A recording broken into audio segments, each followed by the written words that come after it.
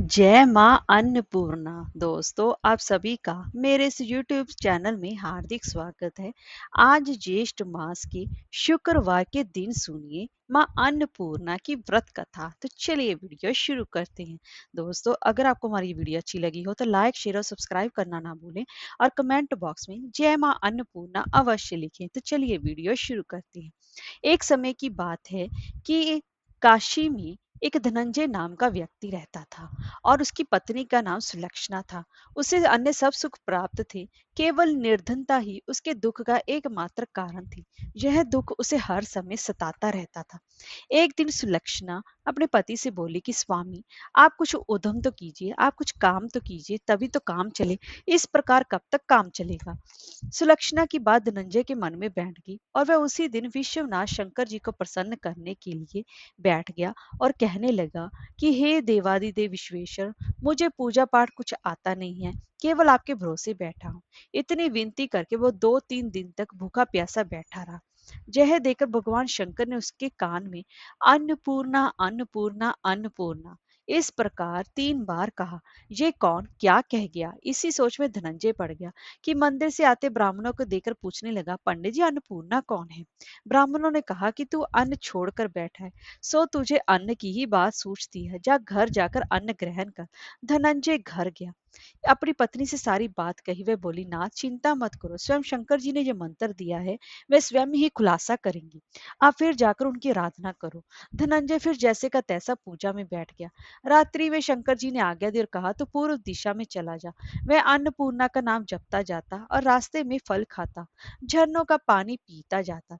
इस प्रकार कितने ही दिनों तक चलता गया।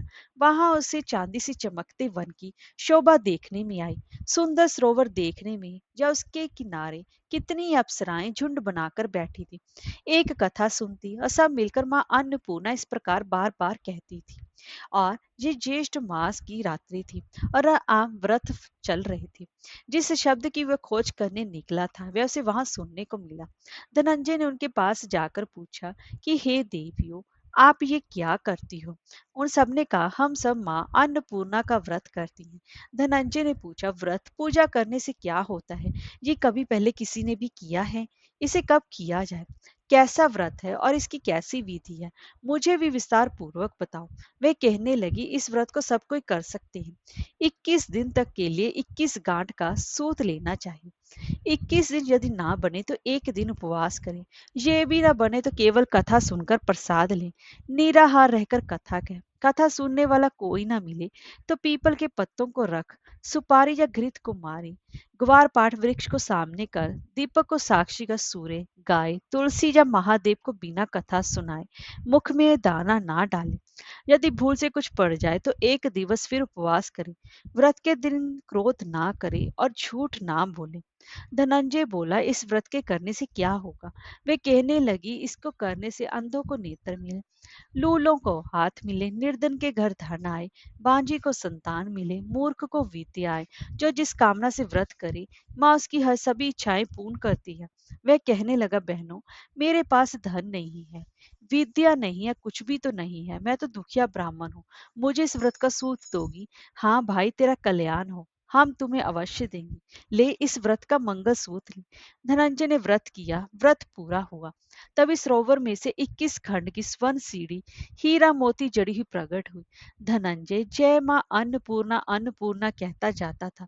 इस प्रकार कितनी ही सीढ़ियां उतर गया तो क्या देखता है कि करोड़ों सूर्य से प्रकाशमान अन्नपूर्णा का मंदिर है। उसके सामने स्वर्ण सिंहासन पर माता अन्नपूर्णा विराजमान है।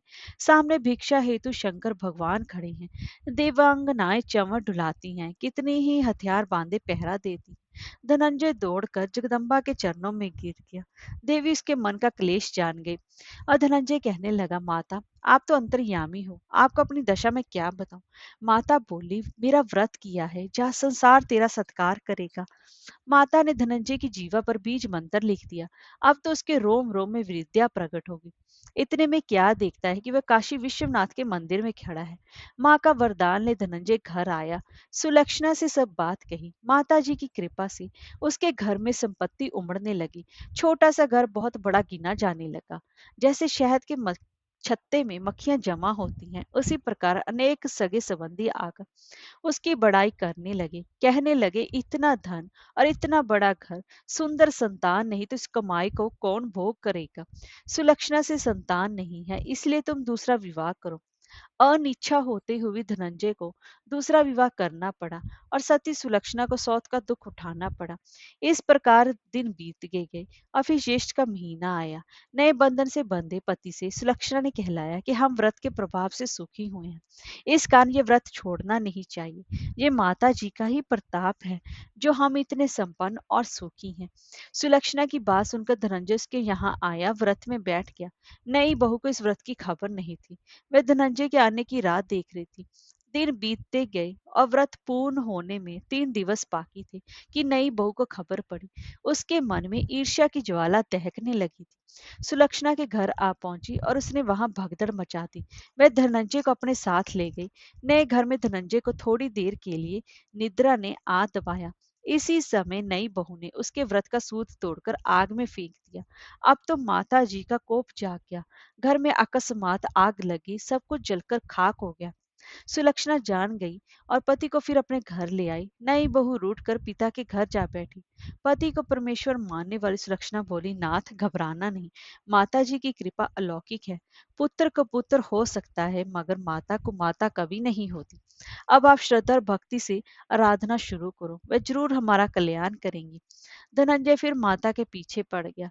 फिर वही सरोवर सीढ़ी प्रकट हुई और उसमें अन्नपूर्णा कहकर वह पर वहीं पर उतर गया। वह जाकर माता जी के चरणों में रोदन करने लगा। माता प्रसन्न हो बोली, ये मेरी स्वर्ण की मूर्ति ले, उसकी पूजा करना तो फिर सुखी हो जाएगा। जा, तुझे मेरा आशीर्वाद है। तेरी पत्नी सुलक्षणा ने श्रद्धा से मेरा व्रत किया है, उसे मैंने पुत्र दिया है। धनंजय ने आंखें खोली तो खुद को काशी विश्वनाथ के मंदिर में खड़ा पाया। वहां से फिर उसी प्रकार घर को आया। इधर सुलक्षणा के दिन चढ़े और महीने पूरे होते ही पुत्र का जन्म हुआ। गांव में आश्रय की लहर दौड़ गई। इसी प्रकार उस गांव के एक निसंतान सेठ के पुत्र होने पर उसने माता अन्नपूर्णा का मंदिर बनवा दिया। उसमें माता जी धूमधाम से पधारी, यज्ञ किया और धनंजय को मंदिर के आचार्य का पद दे दिया। जीविका के लिए मंदिर की दक्षिणा और रहने के लिए बड़ा सुंदर सा भवन दिया। धनंजय स्त्री पुत्र सहित वहां रहने लगा। माता जी के चढ़ावे में भरपूर आमदनी होने लगी। उधर नई बहू के पिता के घर डाका पड़ा, सब लुट गया। वे भीख मांगकर पेट भरने लगे। सुलक्षणा ये सुना तो उन्हें बुला भेजा, अलग घर में रख लिया और उनके अन्न वस्त्र का प्रबंध कर दिया। धनंजय, सुलक्षणा और उसका पुत्र माता जी की कृपा से आनंद से रहने लगे।